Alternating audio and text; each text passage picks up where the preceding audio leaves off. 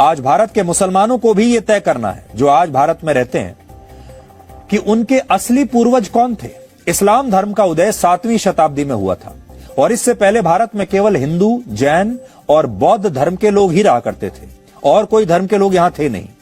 लेकिन वर्ष 712 में पहली बार मोहम्मद बिन कासिम यमन से संयुक्त भारत के सिंध प्रांत पहुंचा, जो आज पाकिस्तान में है। उस समय मोहम्मद बिन कासिम ने सिंध पर अपना कब्जा कर लिया। इसके बाद 12वीं शताब्दी में दिल्ली सल्तनत की स्थापना हुई और मोहम्मद गौरी के अफगानिस्तान लौटने के बाद कुतुबुद्दीन ऐबक दिल्ली सल्तनत का बादशाह बना।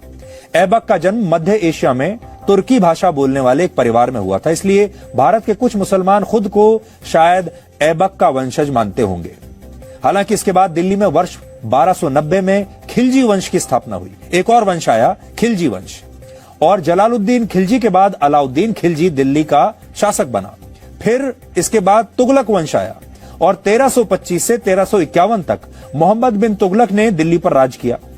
वर्ष 1412 में तुगलक वंश की समाप्ति हो गई और फिर सैयद तुगलक वंश की स्थापना हुई और फिर 1451 में लोदी वंश के शासकों ने दिल्ली पर राज किया, जो अफगानिस्तान से आए थे।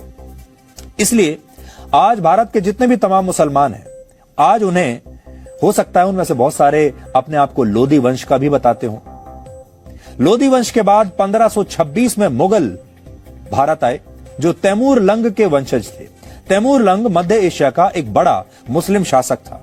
मुगल काल बाबर की ताजपोशी के साथ शुरू हुआ था और उसके बाद बाबर का पुत्र हुमायूं दूसरा मुगल बादशाह बना। हुमायूं के बाद अकबर, जहांगीर, शाहजहां और औरंगजेब का शासन आया। औरंगजेब के बारे में तो आजकल आप बहुत सुन ही रहे हैं और हमारे देश में बहुत सारे मुसलमान ऐसे हैं जो औरंगजेब को ही अपना पूर्वज मानते हैं।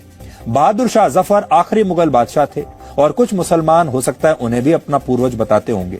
इसलिए आज भारत के मुसलमानों को यह तय करना है, साथ ही पाकिस्तान के मुसलमानों को भी तय करना चाहिए, बांग्लादेश के मुसलमानों को भी तय करना चाहिए, क्योंकि उस जमाने में भारत, पाकिस्तान और बांग्लादेश देश एक ही साथ थे, एक ही देश था।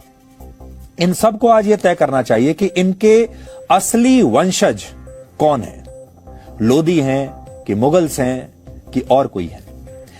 यह कुतुब मीनार पर अब तक का सबसे गहन विश्लेषण है जो आज हमने आपको दिखाया, और यह विश्लेषण तथ्यों पर आधारित है, इतिहास की सही जानकारियों पर आधारित है, एएसआई की रिपोर्ट पर आधारित है, ऐतिहासिक दस्तावेजों पर आधारित है, जिसमें हमने ग्राउंड जीरो पर जाकर खुद साक्ष्य इकट्ठा किए। इसलिए आप चाहें तो इस विश्लेषण को अपने दोस्तों के साथ शेयर कीजिए, अपने परिवार के लोगों को फॉरवर्ड कर सकते हैं। उन्हें कुतुब मीनार का असली इतिहास आज आप बता सकते हैं, जो कि आपके स्कूल में और कॉलेजों में इतिहास की किताबों ने आपको कभी बताया नहीं, क्योंकि इस विश्लेषण में जो बातें हमने बताई हैं वो आपको इतिहास की किताबों में शायद पढ़ने को नहीं मिली होंगी। इसलिए आज हम चाहेंगे कि जब हम इतिहास को सही करने की इस परंपरा को शुरू कर रहे हैं, तो आपको ये विश्लेषण व्हाट्सएप के जरिए फॉरवर्ड कीजिए, फेसबुक पर शेयर कीजिए लोगों के साथ, या जिस भी सोशल मीडिया के जिस माध्यम पर आप हैं, आप इस विश्लेषण को अपने दोस्तों के साथ और समाज में अपने लोगों के साथ जरूर शेयर कीजिए।